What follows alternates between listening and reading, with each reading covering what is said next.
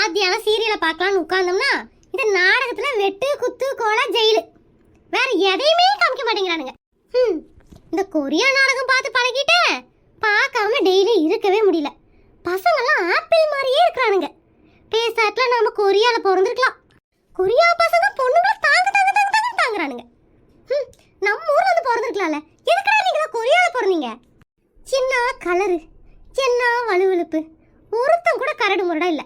அப்படியே பாக்குறதுக்கு ஐஸ்கிரீம் இல்ல சாக்லேட் மாதிரி இருக்கிறானுங்க. நான் வேற அவசரப்பட்டு இந்த ஆளை கல்யாணம் பண்ணிட்டேன். கொரியாவுக்கு போக கூட முடியாது. அடுத்த ஜென்மத்திலேயாவது முருகா நான் கொரியாவில் பிறந்துடுறேன். கல்யாணத்துக்கு அப்புறம் தான் அழகழகா இருக்கிற பசங்கள்லாம் முன்னாடி வரானுங்க.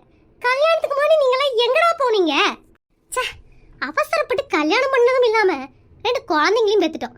இதுங்களெல்லாம் கழட்டி விட்டுட்டு எங்கேயுமே போக முடியாது. இந்த ஜென்மம் இதுங்களோட தான். அடுத்த ஜென்மத்திலேயாவது நான் ஒரு ஐஸ்வர்யா ராயா பிறக்கணும். அப்படி இல்லைனா இப்போ இருக்கிற ஹீரோயின்ஸில் யார் அழகா இருக்கா? ரேஷ்மிகா மந்தனா. எனக்கு அவங்கள ரொம்ப பிடிக்கும். அவங்களா பிறந்து கொரியா பசங்களை கல்யாணம் பண்ணி சும்மா ஜெகஜோதியாக வாழணும். இதுதான் என்னோட ஆசை.